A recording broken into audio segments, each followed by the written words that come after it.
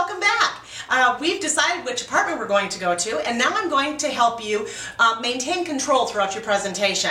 It's really important with your clients that you work to maintain control, because what will happen otherwise is one may scatter one way, one may scatter the other, and where do you go? You end up standing in the middle, not being much of a help to anyone. So when I bring somebody into an apartment, one of the only places that I literally don't let them go first and open the door for them is when I walk into a model or a vacant apartment. I literally walk in first and I say, welcome, come on in.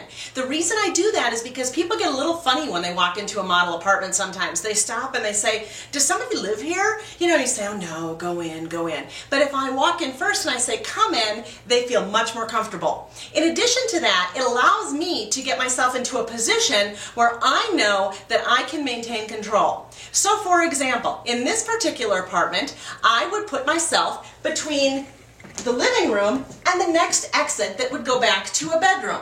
I stand right here because people won't pass me. They'll go where I would like them to go.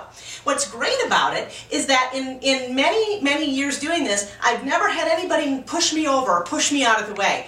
They'll go where I ask them to, and then I direct their attention to the room at hand. I'll say, what do you think of the size of this living room? Or tell me what kind of furniture you have. And then I will build on the value. I'll talk about the fireplace and the ledge above, and I'll talk about all the wall space we have. I'll talk about the abundance of windows, etc. And once we've established that the living room works for them, I'll say, okay, so this is good. Are you okay with this? If they say yes, we're okay with the living room. We can move on.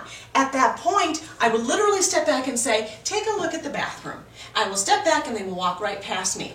And I will then position myself in another area where it's most convenient for me. Don't walk into bathrooms with people. Don't walk into closets with people. Number one, they're too small. Number two, it's not safe. And make sure that you're putting yourself into an area where you can maintain control, ask questions, and they won't go anywhere until you want them to. It's your job as a competent and confident sales professional to make sure they understand all the value that this particular apartment employs. So make sure you're delivering it. None of this, go on in, take a look kind of thing, because that's not competence and that's not sales. So practice that this week, and until next time, I'm Lori Snyder.